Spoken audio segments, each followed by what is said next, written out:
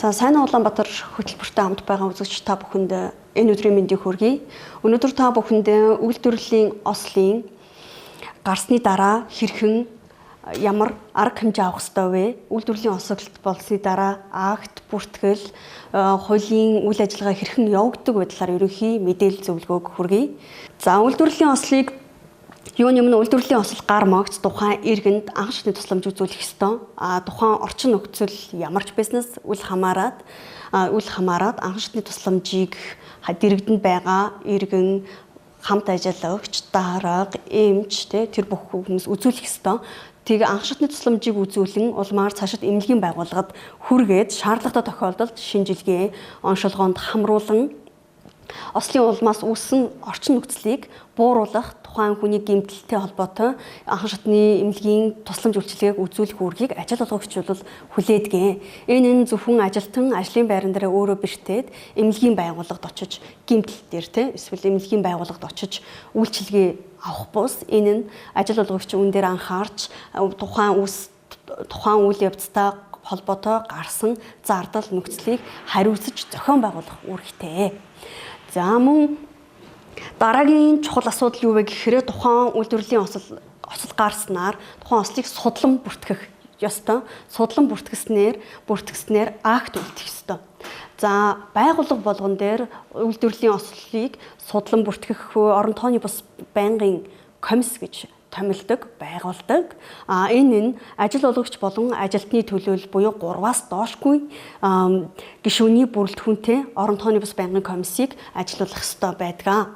За тус орон тооны бус комисс нь тухайн болсон осол үслийг судлаад ямар хүчин зүйлийн үүслээс болсон, юунаас шалтгаалсан гэдгийг судалж үзээд үйлдвэрлэлийн осолд тооцох хэсэг талаар шийдвэрийг гаргаж акт үлддэг байгаа. Тухайн акт нь тухайн хүнд энгийн гэмтэл тохиолдсон үед 48 цагийн дотор тухайн актыг бүртгэж үлдэх ёстой. Харин тухайн ажилтнанд хүнд гэмтэл болон нас барсан тохиолдолд мэргэжлийн хяналтын байгууллагын судалгаа, шинжилгээ, магадлага шаардлагатай гэж үзэж 21 хоногийн дотор бүртгэхээр хуульд заасан байдаг. За тухайн ослыг өмнө хэлсэнчлэн заавал мэдэгдэх үүрэгтэй байдаг. Тухайн осол нь энгийн тохиолдолд мэргэжлийн хяналтын улсын байц агчид мэдэгдэнэ. Харин хүний амнаас эрүүл мэндэд ноцтой хохироосон тохиолдолд цагдаагийн байгууллагад энэ даруй мэдэгдэх үүргийг иргэн бүр хүлээсэн байдаг. Ослыг нуун дарагдуулахыг хуулиар мөн хориглосон байдаг.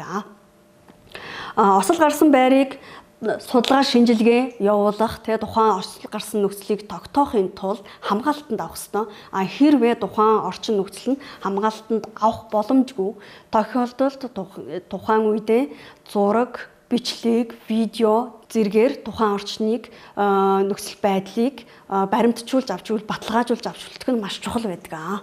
Орон тооны бус комисс нь ослыг судлан бүртгээд 4 актыг 4% үлдэх бөгөөд ажилтнанд, ажил олгогчид, мэргэжлийн хяналтын улсын байц агчид тус хөргүүлдэг байгаа. Энэ нь бол маш чухал хуульцсан үр дагавартай.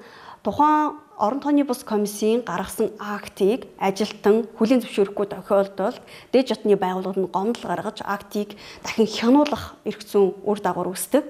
Нөгөө талаас үйлдвэрлэлийн ослын тооцсон тохиолдолд ажил олгогч ч мөн үүнтэй санал нийлэхгүйгээр дахин тухайн ослын актыг судлан бүртгэж тогтоох талаар шалгуулахаар хүсэлт гомдол гаргах бас боломжтой байдаг.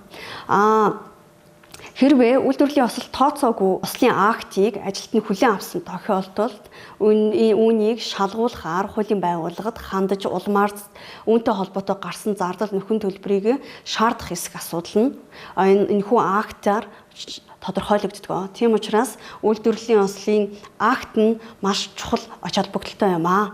Тийм учраас иргэд нэг зүйлийг санах хэрэгтэй. Зүгээр эмчилгээний зардал аваад тохироод үлдэх бус үйлдвэрлэлийн ослын актаа заавал тогтоолгож хэрвээ ажил үүргээ гүйцэтгэж явах явцдаа ослын актад тогтоолгож авч чадаагүй бол холбогдох төрийн байгууллагад хандаж энэхүү өрхөө хамгаалуулахаар хандах бүрэн боломжтой.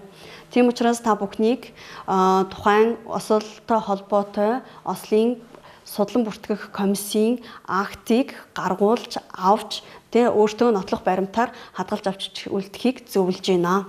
UB Advocates хуулийн фирмийн хууль чимгүүлэгч Оронгоо байлаа.